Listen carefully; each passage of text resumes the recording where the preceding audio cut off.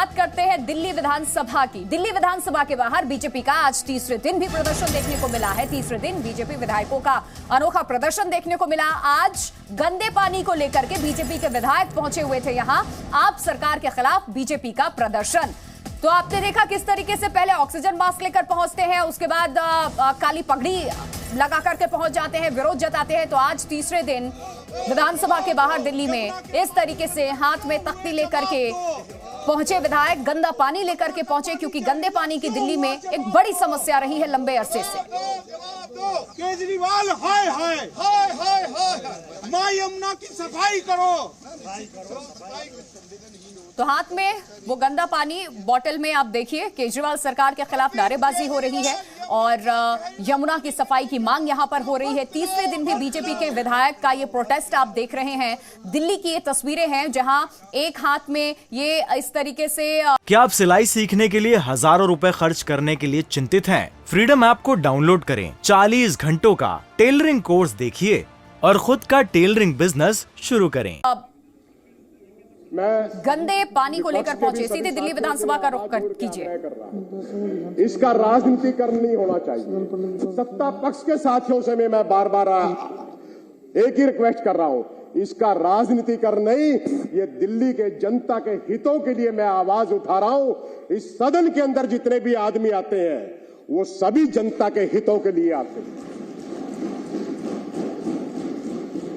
मुझे पता है मेरे साथ में वो कुछ भी कर सकते हैं। मैंने डीसीपी साहब को पत्र लिखा कि मुझे सुरक्षा की जरूरत है। मेरे आगे पीछे इस प्रकार के दबंग घूम रहे हैं, मुझे धमकी देते हैं, लेकिन मुझे सुरक्षा प्रदान नहीं की गई। लेकिन कोई बात नहीं है, मैं ऐसे सदन का साथी हूं जिसके अंदर महात्मा गांधी जी बैठे हैं, विठल भाई पटेल जी बैठे हैं और बड़े बड़े नेता बैठे हैं। यहां पर हम जनता के द्वारा चुन के आए हैं। आज ये जनता की आवाज मैं आपके ये समक्ष उठा रहा हूं। इसको आप किसी भी कमेटी को रेफर करें या कोई भी आप इसकी निष्पक्ष जांच करवाए। ये खाली ये नहीं है कि बाबा साहब अम्बेडकर हॉस्पिटल के अंदर है। मैंने उनका स्टिंग करवाने की कोशिश की थी, मैंने एक आदमी की भी ड्यूटी लगाई थी। मुझे पता है कहीं पे धोखा हुआ है, लेकिन जनता का चुना हुआ नुमाइंदा, जनता के आवाज के लिए मुझे चाहे कुर्बानी भी देनी पड़ेगी, मैं वो भी देने के लिए तैयार हूं। और इस समय में जो ये काम चल रहा है, बहुत घटिया स्तरों के ऊपर ये काम चल रहा है। मैं इस मामले के अंदर ये भी चाहूंगा, मैं नेता विपक्ष के भी मुंह से एक बात सुनना चाहूंगा। मैं डीसीपी साहब पहले प्रणव तायल जी थे, अब दूसरे डीसीपी साहब चेंज होता गए हैं। इस मामले के अंदर एक नहीं। महेंद्र जी, अब मेरी बात सुन लीजिए प्लीज। हाँ जी, ये सारा मैटर आप लिख करके लेटर पैड पे मुझे दीजिए। मैं इसको पेटिशन कमेटी को रेफर कर रहा हूँ। जो जो लेटर आपने एलजी को लिखे, जो भी लेटर आपने कमिश्नर को लिखा, विद ठेकेदार के नाम, किस डेट में वो ठेकेदार अपॉइंट हुआ, वो सारा मुझे लिख के भेज दीजिए। सर, मैं कल भी एसीबी के अंदर गया, मैं बता रहा हूं आपको। महाजन साहब प्लीज, मैं राजनीति करने का अपने जान जोखिम के अंदर डालकर मैं ये काम कर रहा हूं, क्योंकि वो इतने दबंग व्यक्ति है कि मेरे साथ भी वो कुछ कर सकते हैं। मैं विपक्ष के भी सभी साथियों से हैं, ये पैसे, ये वो रिश्वत के पैसे हैं जो टोकन मनी के ऊपर मुझे दिए गए। किस चीज के? ये कि आप ये आवाज मत उठाओ, हमें ये पैसा लेने दो। इस मामले में मैं एलजी साहब से भी मिला हूं, एलजी साहब को भी पत्र लिखा है, मैंने सीएस साहब को भी लिखा है, मैंने हर दरवाजे के ऊपर मिला हूं। अपनी जान जोखिम के अंदर डालकर मैं ये काम कर रहा हूं, क्योंकि वो इतने दबंग व्यक्ति है कि मेरे साथ भी वो कुछ कर सकते हैं।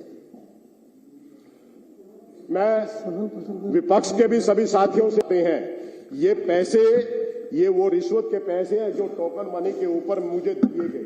किस चीज के? ये कि आप ये आवाज मत उठाओ, हमें ये पैसा लेने दो।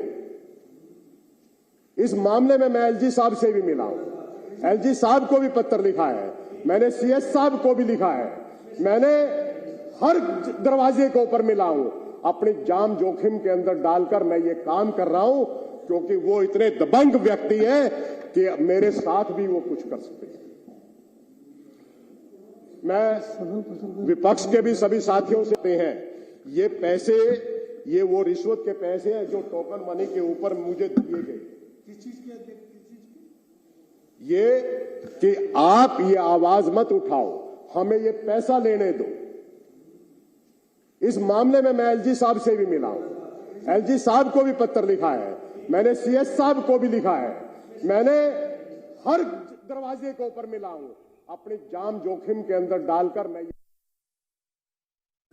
एक वो अमाउंट जो टोकन मनी के तौर के ऊपर उन्होंने मुझे दी थी, जिसके अंदर मैंने लिखा हुआ है कि ये रिश्वत का पैसा ये लोग मुझे दे रहे हैं और मैं रंगे हाथों इन आदमियों को पकड़वाना चाहता हूं, लेकिन कोई कार्रवाई नहीं की। ये वो पैसे हैं, वो बंडल है जो सुरक्षित है।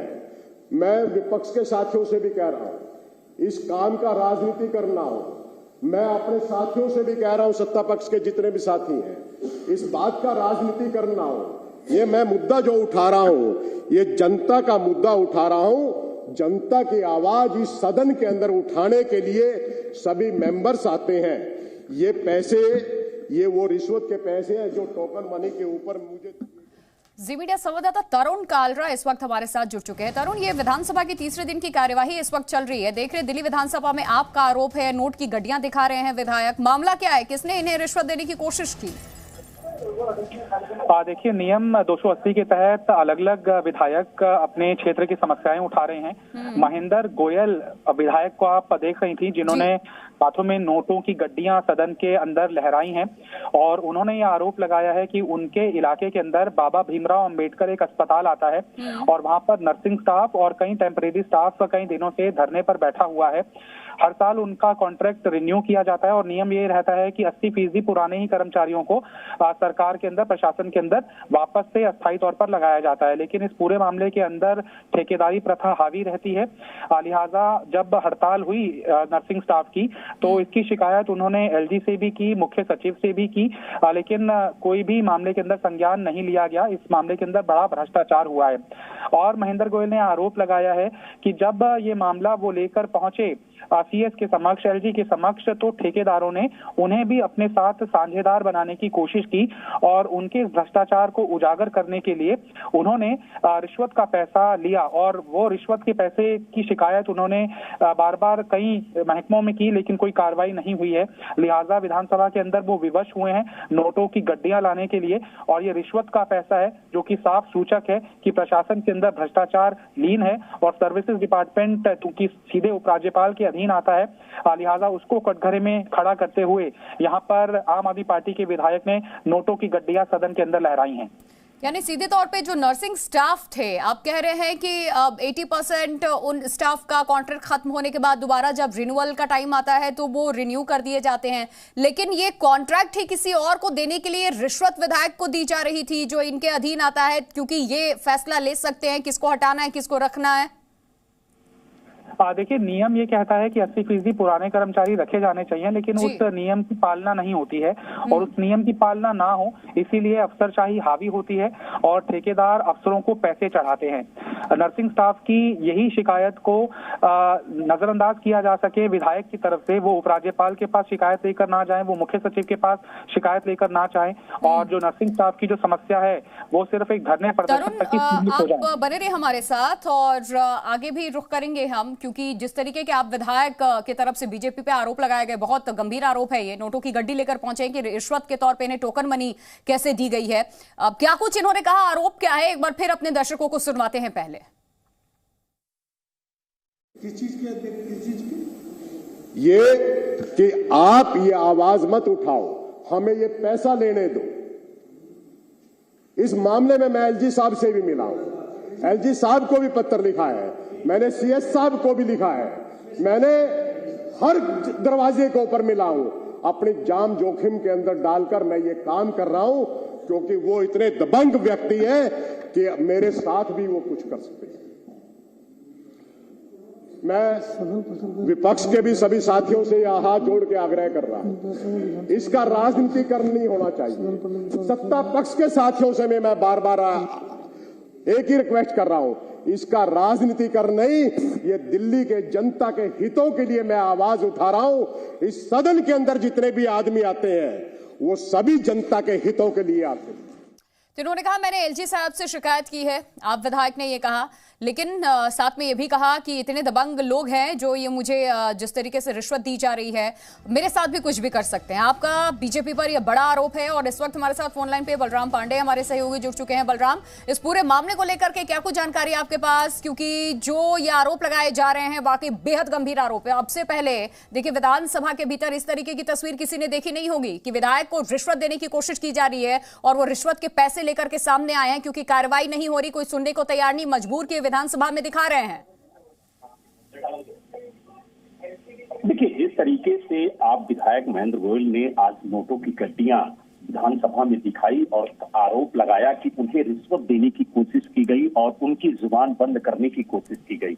उन्होंने विपक्ष से गुजारिश की कि विपक्ष इसे मुद्दा ना बनाए बल्कि इस मुद्दे को उठाए। उन्होंने कहा कि हमने एलजी से गुहार लगाई, हमने हर दरवाजा खटखटाया, लेकिन वो लोग इतने दबंग हैं कि मुझे डर है कि मेरे साथ कुछ हो सकता है। और आज विवश होकर के हमने सदन के पटल पर ये बात उठाई है और मजबूरन मुझे नोटों की गड्डियां ला करके सदन में दिखानी पड़ी कि किस तरीके से मुझे खरीदने की कोशिश की गई, मुझे रिश्वत देने की कोशिश की गई, लेकिन अभी तक उन लोगों के खिलाफ कोई कार्रवाई नहीं हुई है। और उन्होंने कहा कि इस बात को लेकर के हमने हर जगह आवाज उठाने की कोशिश की, लेकिन हमारी आवाज को सिर्फ दबाने की कोशिश की गई है और कुछ नहीं हुआ है। और शायद जिस तरीके की तस्वीरें आज सदन के पटल पर देखने को मिली हैं कि एक सत्ता पक्ष का विधायक नोटों की गड्डियां लेकर के सदन के अंदर पहुंचता है